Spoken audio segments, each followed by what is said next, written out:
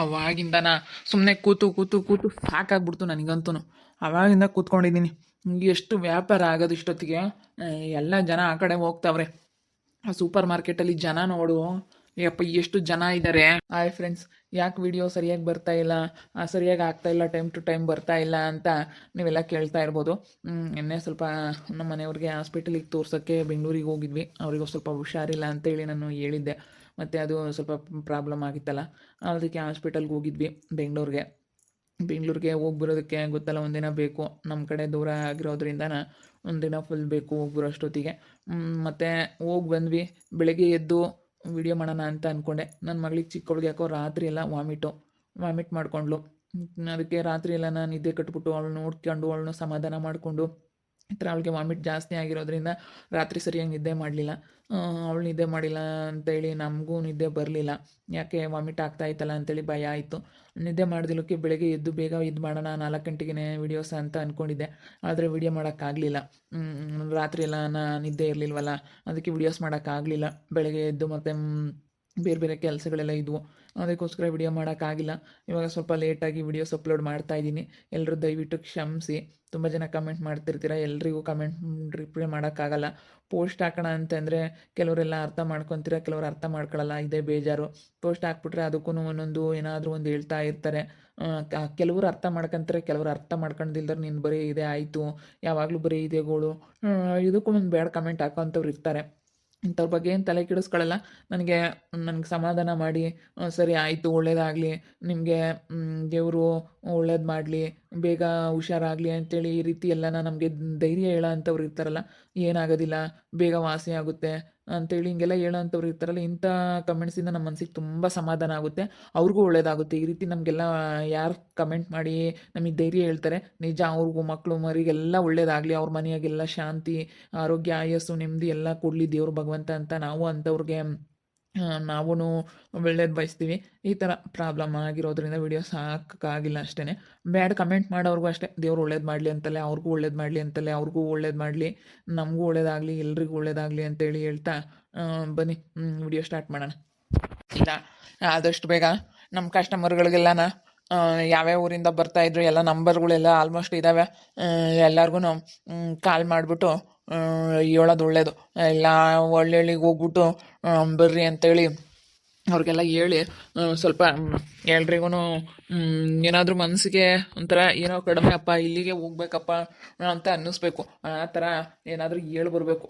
ಏನು ಮಾಡೋದು, ಇವಾಗ ಬೇರೆ ಇವನು ಬೇರೆ ಕೆಲಸಕ್ಕೆ ಕರ್ಕೊಂಡಿದ್ದೀನಿ, ಇವನು ಬೇರೆ ಪೇಮೆಂಟ್ ಕೊಡಬೇಕು. ಏನು ಮಾಡೋದು, ಬಿಸ್ನೆಸ್ ಈ ಥರ ಆಗಿಬಿಟ್ರೆ ತುಂಬ ಬೇಜಾರಾಗ್ಬಿಡುತ್ತೆ. ಚೆನ್ನಾಗಿ ಆಗ್ತಾಯಿತ್ತು. ಯಾವತ್ತು ನಾನು ಇಷ್ಟು ವರ್ಷ ಸರ್ವೀಸಲ್ಲಿ, ಇಷ್ಟು ವರ್ಷ ಹೋಲ್ಸೇಲ್ ಅಂಗಡಿ ಮಾಡಿದ್ದೀನಿ, ಇಷ್ಟು ವರ್ಷ ಸರ್ವೀಸಲ್ಲಿ ಒಂದು ದಿನವೂ ನನಗೆ ವ್ಯಾಪಾರ ಕಡಿಮೆ ಅನ್ನೋ ಅಂಥ ದಿನವೇ ಇಲ್ಲ. ನನಗೆ ಸಾಕಾಗಿ ಒಂದು ದಿನ ಬಾಗಿಲು ಹಾಕಿದ್ರೆ ಒಂದು ಹೋಯ್ತು, ವ್ಯಾಪಾರ ಕಡಿಮೆ ಆಯ್ತಪ್ಪ, ಲಾಸ್ ಆಯ್ತಪ್ಪ ಅನ್ನೋ ಅಂಥ ಮಾತೇ ಇರಲಿಲ್ಲ ಇಷ್ಟು ವರ್ಷದಲ್ಲಿ ಒಂದು ದಿನ.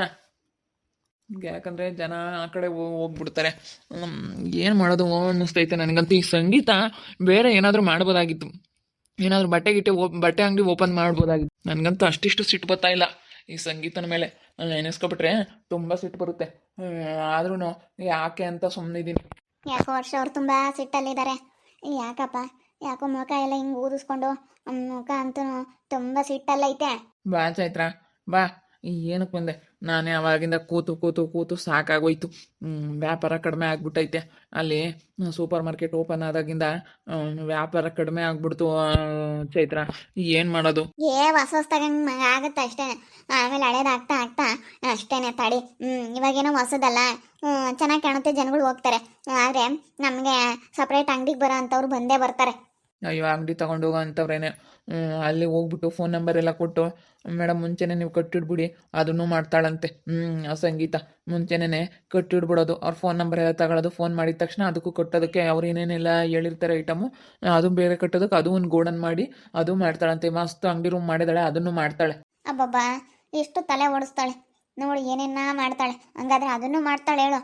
ನಾನು ಅದನ್ನು ಮಾಡಲ್ಲ ಅಂತ ನಾನು ಅಂದ್ಕೊಂಡಿದ್ದೆ. ನಾವು ಅದೇನು ರೇಟ್ ಐತೆ ಅದನ್ನೇ ರೇಟ್ ಕೊಡಬೇಕು. ಅದೇ ರೇಟ್ ಆದರೆ ನಮಗೂ ಚೆನ್ನಾಗಿರುತ್ತೆ. ಅದೇ ರೇಟ್ ಕೊಟ್ರು ಬರೋದಿಲ್ವಲ್ಲ, ಅಲ್ಲಿ ಕಡಿಮೆ ಅಂತ ಹೋಗ್ತಾರಲ್ಲ. ಏನು ಮಾಡೋದು? ನಾವು MRPನ ಕಡಿಮೆ ಕೊಡೋದಕ್ಕಾಗೋದಿಲ್ಲ.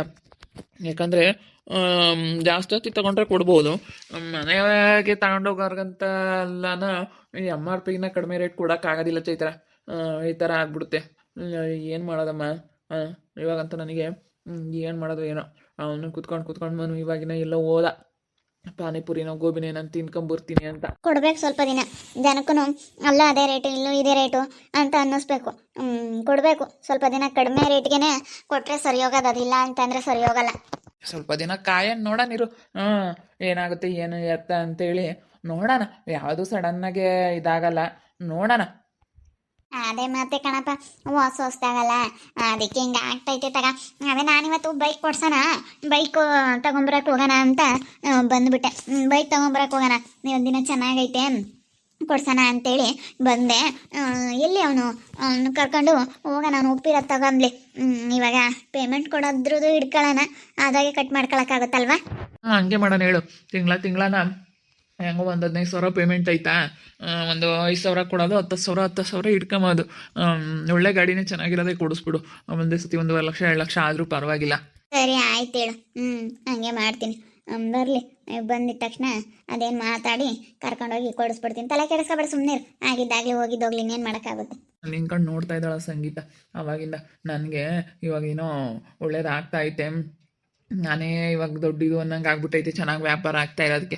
ಸುಮ್ಮನೆ ಒಳಗೆ ಕೂತ್ಕೊಬಾ, ತಲೆ ಕೆಡಿಸ್ಕೊಂಬಕ್ಕೆ ಹೋಗ್ಬೇಡ. ಅದೆಲ್ಲ ಸ್ವಲ್ಪ ದಿನ ಅಷ್ಟೇ, ಹೊಸದ್ರಲ್ಲಿ ಎಲ್ಲ ಆಗುತ್ತೆ. ಆಮೇಲೆ ಹೋಗ್ತಾ ಇರೋದು, ಆಮೇಲೆ ಏನಂತ ಅವ್ರಿಗೆ ಗೊತ್ತಾಗುತ್ತೆ. ಬಾ, ಯಾರಿಗಾಗಲಿ ವ್ಯಾಪಾರದ್ದು ಮಾಡಿದ ಮೇಲೆ ಗೊತ್ತಾಗೋದು ಅದ್ರಾಗ ಎಷ್ಟು ಕಷ್ಟ ಐತೆ, ಏನು ಲಾಭ ಐತೆ, ಏನು ನಷ್ಟ, ಎಲ್ಲನ ಮಾಡಿದ್ಮೇಲೆ ಗೊತ್ತಾಗೋದು ವ್ಯಾಪಾರ ಅನ್ನೋದು. ಜನ ಪರವಾಗಿಲ್ಲ ಅಲ್ವೇನಮ್ಮ, ಸ್ವಲ್ಪ ಹಂಗೆ ಬರ್ತಾ ಇದ್ದಾರೆ. ಪರವಾಗಿಲ್ಲ. ಆ ಚೈತ್ರಂಗೂ ನಮ್ಮ ಶರಣನ್ಗೂ ನೋಡಿ ಹೊಟ್ಟೆ ಉರಿತೈತೆ. ಇಲ್ಲಿ ಬರೋ ಅಂಥ ಜನಗಳು ನೋಡ್ಬಿಟ್ಟು ಅವ್ರಿಗೆ ತಡ್ಕೊಳಕ್ಕಾಗ್ತಾ ಇಲ್ಲ ನಿಜ. ಏನೋ ಒಂಥರ ಇದು ಮಾಡ್ತಾ ಇದ್ದಾರೆ. ಈ ಕಡೆ ಏನು ನೋಡ್ತಾನೆ, ಮಕ ಸಿಟ್ಟು ಮಾಡ್ಕೊಂತಾನೆ, ನನ್ನ ದುರು ನೋಡ್ತಾವನೆ. ಏನೋ ಮಾಡ್ತಾನೇನೋ ನನಗೆ ಅನ್ನೋ ಥರ ನೋಡ್ತಾನೆ. ನೋಡಿ ಎಷ್ಟು ಸಿಟ್ಟಿನಿಂದ ನನ್ನ ಕಡೆಗೆ ಹೆಂಗೆ ನೋಡ್ತಾವನೆ. ನೋಡ್ಕಂಬ್ಲಿ ಬಿಡಮ್ಮ, ತಲೆ ಕೆಡಿಸ್ಕೊಂಬಕ್ ಹೋಗ್ಬೇಡ. ನಾವಾಯ್ತು ನಮ್ಮ ಕೆಲಸ ಆಯ್ತು ಅನ್ನಂಗಿರ್ಬೇಕು ಅಷ್ಟೇ. ಯಾರ ಬಗ್ಗೆನೂ ತಲೆ ಕೆಡಿಸ್ಕೊಳಕ್ ಹೋಗ್ಬಾರ್ದು. ಏನು ಸಂಗೀತಮ್ಮ, ಇಲ್ಲೇ ನಮ್ಮ ಇರೋದು ನಿಮ್ಮ ಸೂಪರ್ ಮಾರ್ಕೆಟು? ಬಾಕ, ಇಲ್ಲೇ ಇರೋದು. ಹುಡ್ಕೊಂಡು ಬಂದಿದ್ದೀರಾ? ಎಲ್ಲಿ ಗೌರಕ್ಕನ ಬಂದ್ಲು. ಬಾರೇ ಗೌರಮ್ಮ, ಬಾ ಬಾ, ಇಲ್ಲೇ ಇರೋದು ಬಾ. ನಾವು ಹೋಗಿದ್ವಿ ಕೆಳಕ್ಕೆ.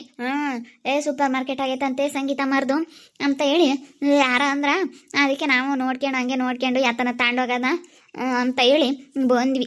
ಸಂಗೀತ ಇಲ್ಲೇನಿರೋದು? ಅತ್ಲ ಕೆಳಕ್ಕೆ ಹೋಗಿದ್ವಿ. ಹೋಗಿ ಅಕ್ಕ, ಒಳಗಿದ್ದಾರೆ. ತಗೋ ಹೋಗಿ, ನಿಮ್ಗೇನು ಬೇಕು ಗಾಡಿಗಳಿದಾವೆ, ಮತ್ತೆ ಬ್ಯಾಗ್ಸ್ ಇದಾವೆ. ನಿಮ್ಗೇನು ಬೇಕು ಅದನ್ನೆಲ್ಲ ತಗೋಬಿಟ್ಟು ಎಲ್ಲ ಹಾಕೊಂಬನ್ನಿ. ಎಲ್ಲ ಥರದ್ದು ಐಟಮ್ಸ್ ಎಲ್ಲ ಸಿಗುತ್ತೆ. ಪಾತ್ರೆ ಸಾಮಾನುಗಳು ಎಲ್ಲ ತರಿಸಿದ್ಯಾ ನಮ್ಮ ಸಂಗೀತ? ಅದನ್ನು ತಗೊಂಬರೋಣ ಅಂತ ನೀವು ಸದ್ಯಕ್ಕೆ ಮನೆ ದಿನಸಿ ಐಟಮ್ಸ್ ಏನೈತೆ, ಸೋಪು, ಶಾಂಪು, ಪ್ರತಿಯೊಂದು ₹1 ಶಾಂಪಿಂದ ಹಿಡಿದು 200, 300, 500 ಬಾಟಲ್ವರೆಗೂ ಶಾಂಪು, ಈ ಥರ ಮನೆಗೆಲ್ಲ ಏನು ಬೇಕೆಲ್ಲ ತೊಗೊಂಬಂದಿದ್ದೀನಿ.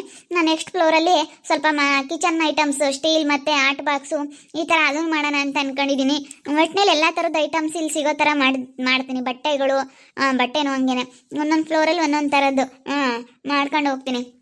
ಎಲ್ಲ ಸಿಗಬೇಕು, ಪ್ರತಿಯೊಂದು ಆ ಥರ ಮಾಡ್ಬೇಕಂತ ಅಂದ್ಕೊಂಡಿದ್ದೀನಿ. ಸದ್ಯಕ್ಕೆ ಮನೇದು ಏನಿದೆ ದಿನಸಿದು ಅದನ್ನು ಮಾಡಿದ್ದೀನಿ. ಅಕ್ಕ ಗೌರಕ್ಕ, ಹೋಗ್ರಿ ಒಳಗೆ ನೋಡೋಗ್ರಿ. ಮಾಡಮ್ಮ, ಎಲ್ಲರೂ ಹಂಗಂತಿದ್ರು. ನಮ್ಮೂರವ್ರು ಯಾರಾನ ಹೇಳ್ತಿದ್ರ, ಭಾಗ್ಯಮ್ಮ ಬಂದಿದ್ಲಲ್ಲ, ಯಾತ ತಗೊಂಡು ಹೋದ್ಲ ಅಂತೆಲ್ಲ ಸಕ್ಕರೆ ಎಲ್ಲನ. ಅಂಗಡಿಗೆ ತಾಮತ್ಗೆ ನಾನು ಅಲ್ಲಿ ತಗೊಂಡ್ರೆ ₹10 ದುಡ್ಡು ಉಳಿತೈತೆ 1 kg ಸಕ್ಕರೆಗೆ ಅಂತ ಹೇಳಿ ಹೇಳಿದ್ಲು. 1 kg ಸಕ್ಕರೆಗೆ ₹10 ದುಡ್ಡು ಉಳಿತೈತೆ ಕಣೆ. ಸೋಪು ಎಲ್ಲನ ಕಮ್ಮಿ ಸಿಗ್ತವೆ ಅಂತ ಹೇಳಿ, ಅದಕ್ಕೆ ನಾ ಬಾರೋಡ್ಗೆ ಗರಮ ಹೋಗೋಣ ಬರೋಣ ಅಂತೇಳಿ ಅದಕ್ಕೆ ಬಂದ್ವಿ ಕಣಮ್ಮ ಸಂಗೀತಮ್ಮ. ನೋಡ್ತೀವ ತಾಂಬ್ತೀವಿ ಹೇಳು. ತಗೊಂಡು ಸರಿ ಆಯ್ತಕ್ಕ, ತಗೋ ಹೋಗ್ರಿ. ಹೆಂಗೋ ಬಂದಿದ್ದು ಭಾಳ ಖುಷಿ ಆಯ್ತಪ್ಪ. ಬನ್ನಿ ಕಣಮ್ಮ, ಹೆಂಗೋ ನೋಡ್ಕೊಂಡು ಹೋಗೋಣ ಅಂತೇಳಿ ಬಂದ್ವಿ. ಊರಿಂದ ಜನ ಎಲ್ಲ ಹುಡ್ಕೊಂಡು ಬರ್ತಾ ಇದ್ದಾರೆ. ಸೂಪರ್ ಮಾರ್ಕೆಟ್ ಎಲ್ಲೈತೆ ಅಂತ ನೋಡ್ಕೊಂಡು ನಮ್ಮೂರವರೆಲ್ಲ ಬರ್ತಾ ಇದ್ದಾರೆ. ನಮ್ಮ ವರ್ಷಣ್ಣಂಗಂತೂ ಸಖತ್ತು ಹೊಟ್ಟೆ ಉರಿತೈತೆ. ಒಂಥರ ನೋಡ್ತಾವನೆ ಸಿಟ್ಟಿನಿಂದ, ನನ್ನಂತೂ ತಿರ್ಗಿಸ್ ನೋಡ್ತಾವನೆ. ನಾನು ಅದಕ್ಕೆ ಹೆದರ್ಕೊಂಬಕ್ಕೆ ಹೋಗಲ್ಲ. ನೋಡಿದ ತಕ್ಷಣ ಯಾಕೆ ಹೆದರ್ಕೋಬೇಕು? ನಾನು ಅದಕ್ಕೆ ಹೆದರ್ಕೊಳಕ್ಕೆ ಹೋಗ್ಬಾರ್ದು, ಬೇಡ ಅಂತೇಳಿ ಇಲ್ಲೇ ನಿಂತ್ಕೊಂಡಿದ್ದೀನಿ ನಾನು ನನ್ನ ಮಗ. ಅವ್ನು ನೋಡ್ತಾ ಇರಿ, ನೆನೇನಾಗ್ಬೋದು ಅಂತೇಳಿ ಮುಂದಿನ ಭಾಗದಲ್ಲಿ ನೋಡ್ತಾ ಇರಿ. ಹಾಗೆ ವಿಡಿಯೋ ಬಗ್ಗೆ ನಿಮ್ಮ ಅಭಿಪ್ರಾಯನ ಕಮೆಂಟ್ ಮಾಡಿರಿ. ಹಾಗೆ ವಿಡಿಯೋ ಇಷ್ಟ ಆಗಿದ್ರೆ ಲೈಕ್ ಮಾಡಿ, ಶೇರ್ ಮಾಡಿ. ಇನ್ನೂ ಯಾರ್ಯಾರು ನಮ್ಮ ಚಾನಲ್ ಸಬ್ಸ್ಕ್ರೈಬ್ ಮಾಡ್ಕೊಂಡಿಲ್ಲ, ತಪ್ಪದೆ ಕೂಡಲೇ ಸಬ್ಸ್ಕ್ರೈಬ್ ಮಾಡ್ಕೊಳ್ಳಿ. ಓಕೆ ವೀಕ್ಷಕರೇ, ಧನ್ಯವಾದಗಳು.